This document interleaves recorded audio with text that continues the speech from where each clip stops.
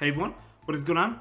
So we have another video for you today, and this is not a shoutcast. These are my battles that I did. I didn't do them on stream, I did them off stream, and I decided to bring in an old Pokemon, an old popular Pokemon, Nidoqueen, Shadow Nidoqueen to be exact. Now the question is Nidoqueen, or the Shadow version, still good?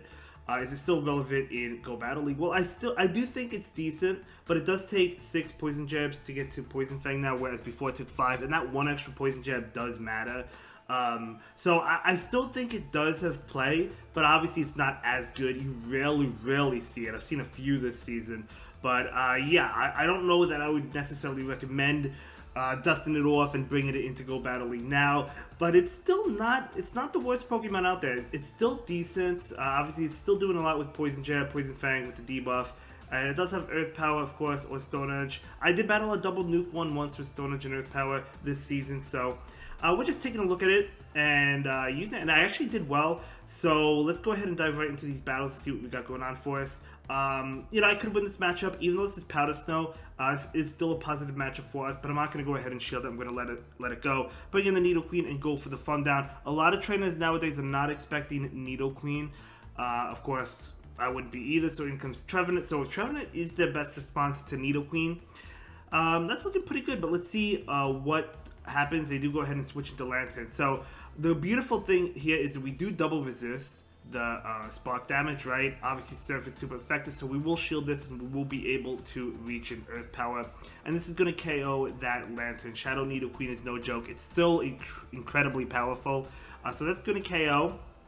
And we're going to switch out immediately into Pelipper. They will be able to hit us with a Shadow Ball, but Shadow Ball's not going to be able to KO. Even if it was, we'd be able to pick up the win with Nidoqueen.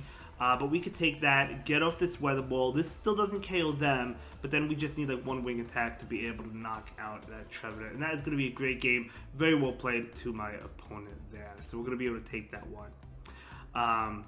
Yeah. So let's go ahead and move into the next battle. We do have, okay, Stunfisk into Altaria, so very positive lead for us, right? They do go ahead and switch into Registeel. So we're staying in for right now. We're going to go ahead and throw this. Because they switched, we were slightly ahead of them in terms of energy, so we're going to be able to reach the Earthquake first. And then I'm going to switch into Nidoqueen. Now the thing about Nidoqueen is it does resist Focus Blast and double resist Zap Cannon, so we could take that. And we're going to be able to try and get to this Earth Power. They do get to an attack before, so I'm going to go ahead and shield and continue to farm up. So there we go. We're going to continue to farm up, and we're going to throw this Earth Power. Let's see if this is enough to KO if they let it go. It should be enough to pick up the knockout, I think. It would be tight. I think the Shadow Vision can get the knockout. They do maybe try and catch with Altaria, but luckily they do not, so we're going to be able to debuff it. So I'm going to go ahead and debuff it and then switch into my Stunfisk. Try to stall out that switch time when we're trying to get out. We do get out.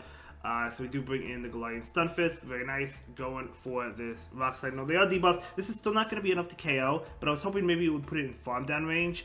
And I do think I do go for the farm down because, like, yeah, we're going to be taking multiple Sky Attacks and Dragon Breath damage, and it is adding up. But we could still take it, right? So we're going to go ahead and just farm this Altaria all the way down. You don't see that every day. You don't say that every day, right? So we're going to be able to take that. And I think I can get the, before they get to another attack. I wasn't sure at the time, but we are able to successfully get it. Very nice. We're waiting to see what comes in. It's going to be that Registeel. So I'm immediately clicking on my Earthquake to KO the Registeel. And we'll see what's in the back. And it's going to be a Galarian Stunfisk. We're going to be able to reach it. He absolutely loves to see it. Now, this is not enough to KO, but it doesn't really matter at this point in time because we still have a Pelipper in the back. And, of course, we could take a Rock Slide, plus we have a Shield, plus we would make it to Weather Ball. So, good game. Well played to my opponent. Let's go ahead and move into the next battle. Lickitung matchup. Okay, kind of like a neutral matchup. We're taking neutral damage from the Licks and the Power Whips. They're taking neutral from Earthquake as well. So they're going to go ahead and throw. I do anticipate the power up. There's no reason to bait here. But I'm still going to go ahead and take it. And we're going to be able to throw the Earthquake right now. So this Earthquake is coming out and it's going to connect. We will be able to get to another one, which is nice. And we do get it off. Now, do they shield? Do they not shield? They do survive it, but it would get them very low if they do go ahead and take it. So they actually do go ahead and shield that. My opponent does shield that. And I could shield this one, but I decided to let it go. Now, you could argue that I should have shielded that to go for another Earthquake Earthquake, but I do let it go, and I bring in my Nidoqueen, and I think I go for the straight farm down. I take one Body Slam, and I'm going to shield the next one, and I think I go for the farm down here. And yeah, I mean, they definitely get to another attack, so we're going to be able to farm this down, but I will have a lot of energy as well, so Body Slam not going to connect. Very nice. And we do get that farm down. You'll love to see it. Medicham coming in, I'm going to go ahead and go for this Poison Gem. I was thinking maybe there was a Charmeleon in the back if they're bringing in Medicham. And now I go for Earth Power thinking they're not going to shield this. They could take Poison Gem, right? But they do actually call that Earth Power. And then I accidentally click out of the game. That's my bad. So they get a little bit of extra energy because of that, I guess. But that's okay. We'll take that Power Up Punch, and we don't make it to another move. I'm going to bring in Pelipper. And I'm like, well, okay. Even if it is a Charmeleon, we should be able to we'll be able to get to a Hurricane, right? And this continues to stay in. I don't know if they're switch locked or not. I don't think they are. But either way, I knew this was a Power Up Punch, so I'm going to go ahead and take it, not shield it. And again, even if it is a Charmeleon, which it is, it's in Alola Ninetales, we'll be able to get off a Hurricane and a Weather Ball. So I do throw this Hurricane right here. This is not going to be enough to KO, but a Weather Ball will be enough to KO, and we're going to be able to take that game. So as I said, a lot of trainers are not prepared for Nidoqueen. You saw the backline, right? Alola Ninetales and Medicham. Both don't do... I mean, Medicham has more play against Nidoqueen now because it takes just as long for Nidoqueen to get to Poison Gem as it does Medicham to get to Ice Punch. But still a good matchup, and we're still able to win that one. Good game. Moving on, we have a good matchup. They're going to go ahead and switch into Sableye. So what I'm going to do here is I'm going to chip and dip. I'm going to go ahead and go for the Rock Slide, and then we're going to leave into Pelipper. So Pelipper coming in right now. And if they didn't charge up for the return, I wouldn't have shielded. But because they charged up for the return, I am going to go ahead and respect it. I figured it would be a foul play, but I don't want to risk it. So I'm going to throw it CMP now, throw this Weather Ball. If they want to shield, totally fine with me. And they do not, so that KOs. And in comes Umbreon, okay. I'm going to go ahead and throw the Weather Ball.